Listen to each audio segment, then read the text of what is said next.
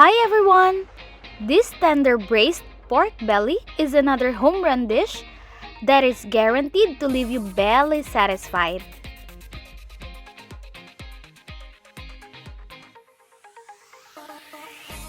The first step is to bring a large pot of water to a boil, add the pork belly, and then reduce heat to simmer. Cook it for 10 minutes or until the white foam comes out from the pork and then wash it.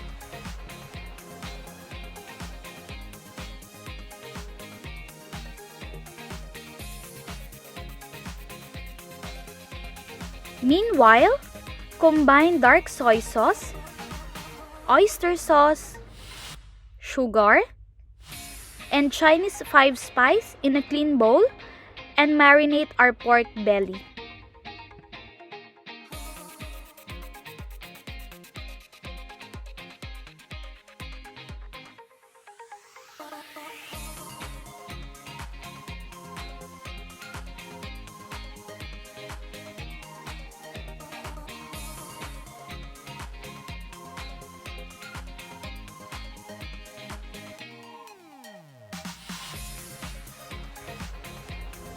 And then the next thing to do is to roast whole garlic in a fire until it gets brown.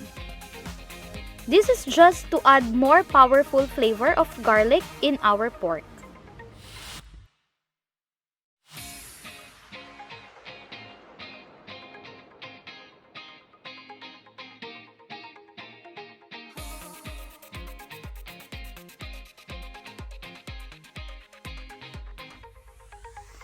Using a clean bowl, we will put shiitake mushroom, dried chilies, fermented black beans, peanuts, and the roasted garlic.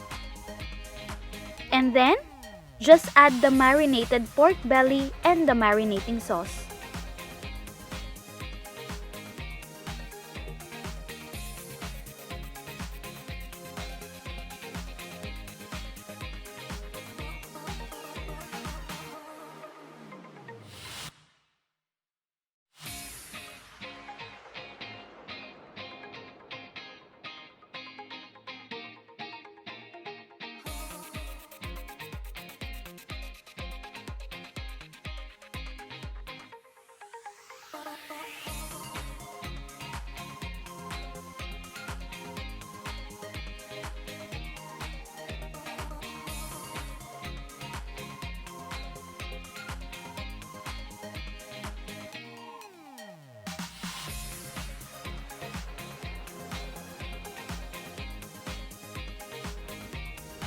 After we put everything together, we're going to cover it with aluminum foil.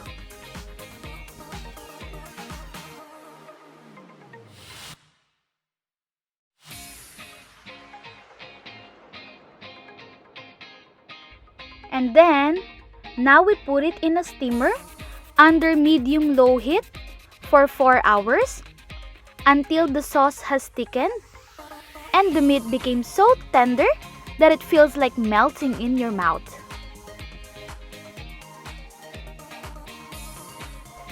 So pork belly lovers, this is your lucky day.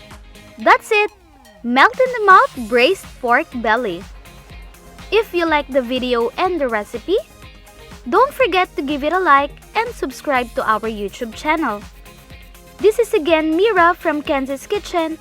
Bye and see us again. Thank you!